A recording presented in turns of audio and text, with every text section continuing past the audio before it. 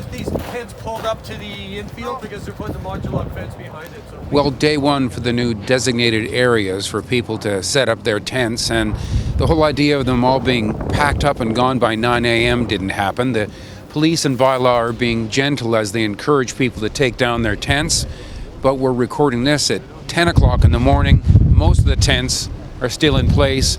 Gradually they're coming down. We know that this is going to be a transition. I mean, we've had 60, 80 and more, sometimes more than that, sheltering on Leon for 24/7. So we have to be reasonable as we move to this position of 7 p.m. to 9 a.m., but we're confident that we will get there. It's a little extreme to expect us to believe that we can fit our life into 2 bags and then put it in there and then have to pack it up every night and repack it every morning. Are they just deliberately making things difficult for you? I don't know if anybody's deliberately making anything difficult.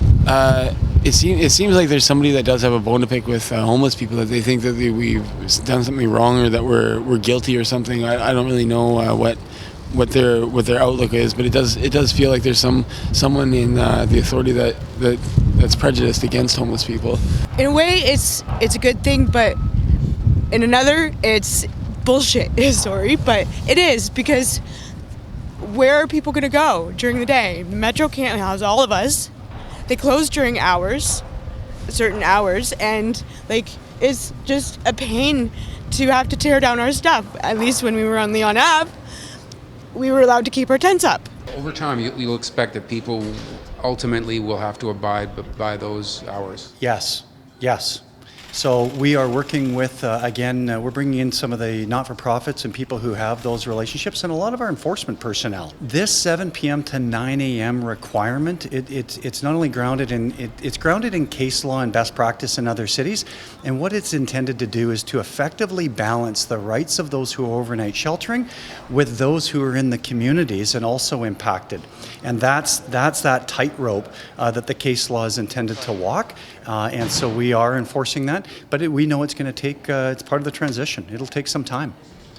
Yeah, people are pretty, those that we talked to this morning out there, that point, the fact that they have to be out by 9 a.m., some of them feel that just, I don't know, it makes them feel that being homeless is a crime or something, that they feel that's a punishment. We absolutely respect the rights of those who are sheltering and who are homeless in the current circumstance when we don't have enough sheltering space in our community.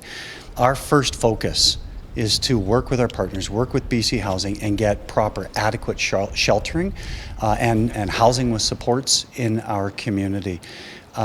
This is very, very difficult for everybody who is involved, and at the same time, that we are observing fully the rights of those who are homeless, and recognizing our obligations. We have to balance those rights and those obligations with the rights and legitimate interests of the broader community.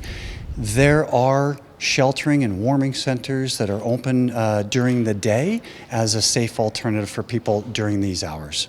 This is the reasonable balance. Thanks for telling us about it, Darren Call, and thank you for watching Kelowna Now.